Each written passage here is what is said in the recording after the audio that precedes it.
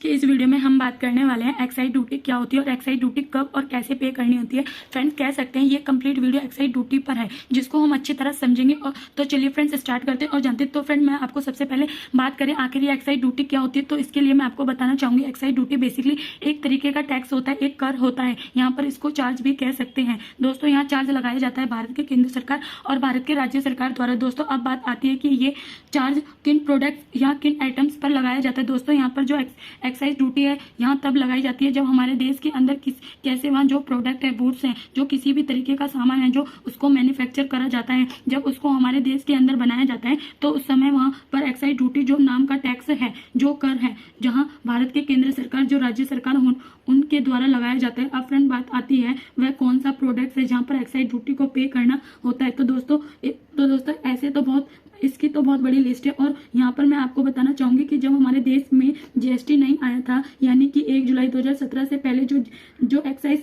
Duty थी, ये एक अलग टैक्स के तौर किसी भी प्रोडक्ट्स पर लगाया जाता था। लेकिन जब से एक्साइज ड्यूटी हमारे जीएसटी आने के बाद से क्या हुआ कि बहुत सारे टैक्स को एक साथ मिलकर उसको जीएसटी के अंदर दिया गया। तो इसमें एक्साइज ड्यूटी भी इनमें से एक है जिसको अब अलग से ना लगाकर जीएसटी के अंदर ही प्रोडक्ट्स पर लगाया जाता है। लेकिन दोस्तों आज भी कुछ ऐसे प्रोडक्ट्स हैं, कुछ ऐसे सामान हैं जिन पर एक्साइज ड्यूटी को अलग से लगाया जाता है। जैसे पेट्रोलियम के पदार्थ, यानी कि पेट्रोलियम से हमारे जितने भी प्रोडक्ट हैं बनते हैं, पेट्रोलियम हो गया, डीजल हो गया, ये जितने भी प्रोडक्ट्स हैं जिन पर एक्साइज ड्यूटी को लगाया जाता है। साथ ही लिक्वर यानी कि जो शराब के प्रोडक्ट होते हैं, जो शराब बनती है, उस पर भी एक्साइज ड्यूटी को अलग से यहाँ पर इम्प्लीमेंट किया जाता है। दोस्तों यहाँ पर जीएसटी के अंदर जो एक्साइज ड्यूटी है कलेक्टेड किया जाता है उसको दिया जाता है, यानी कि सेंट्रल गवर्नमेंट को, यानी कि जो हमारा देश की केंद्र सरकार है, यहाँ हमारे देश की केंद्र सरकार वह यहाँ पर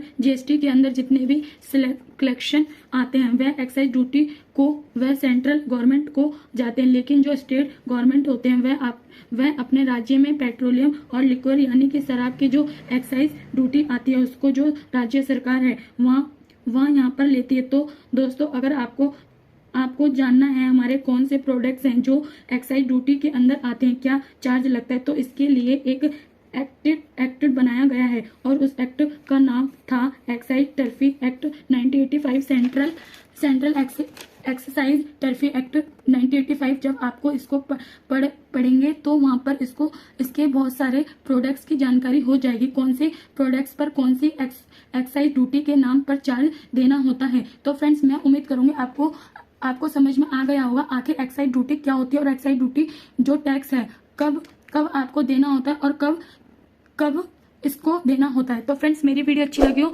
तो प्लीज मेरे चैनल को सब्सक्राइब करें और मेरी वीडियो को लाइक करें।